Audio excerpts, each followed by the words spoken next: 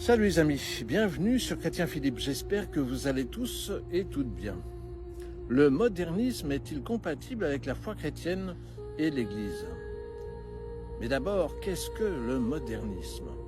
Le modernisme est pourtant un mouvement d'inspiration chrétienne préconisant une nouvelle interprétation des croyances traditionnelles à la lumière des théories philosophiques, historiques, psychologiques du XIXe siècle et revendique la liberté de conscience. En résumé, c'est l'adaptation de la foi chrétienne et de l'Église aux mœurs contemporains et diverses pressions sociétales. C'est principalement la vision traditionnelle de la famille et des mœurs de l'Église qui polarise les critiques.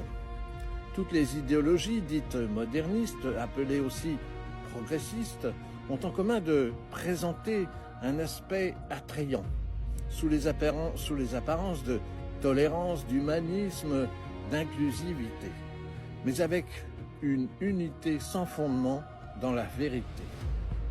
Elle favorise une religion vague et générale dans laquelle toutes les croyances pourront se rencontrer. Une sorte de religion qui ne demande ni engagement ni conviction ferme. Ainsi, la foi sera réduite à un simple sentiment, non plus à une conviction personnelle. Elles encouragent les hommes à chercher avant tout leur bien-être. Tout cela reposera sur la base fragile, car Dieu en sera exclu. Alors, comment discerner ce qui est inspiré par le modernisme? Le modernisme n'est pas de l'ouverture d'esprit. C'est un moyen de légitimiser toutes les idéologies contemporaines au nom de la tolérance, en supprimant si possible tout ce qui concerne la tradition de l'Église. À l'inverse du modernisme, la tradition de l'Église, de la Sainte Église catholique, réaffirme quelques valeurs. La famille composée d'un père, d'une mère et des enfants, le mariage entre un homme et une femme, l'égalité de dignité entre l'homme et la femme, la complémentarité contre l'égalitarisme, le respect de la vie considéré comme sacré de la conception jusqu'à la fin naturelle, le sacerdoce masculin selon la volonté du Christ.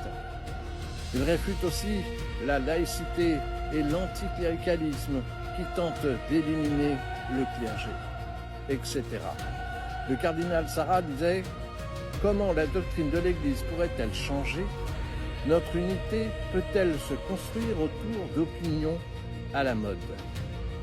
Le modernisme a été condamné par le pape Pie X dans son encyclique intitulée Pascendi Dominici Gregis, ce qui signifie faire paître le troupeau du Seigneur. Seul l'Esprit Saint est habilité à réformer l'Église. Il la façonne continuellement par la tradition de l'Église. Voilà, j'espère que cette petite réflexion sur les dangers du modernisme vous a été profitable. N'hésitez pas à vous abonner, c'est gratuit, à partager cette vidéo, à me faire part de vos commentaires éventuels. Vous pouvez désormais nous rejoindre sur notre page Facebook intitulée Chrétien Philippe. Et en attendant le plaisir de vous retrouver, je vous dis à bientôt et surtout, soyez bénis.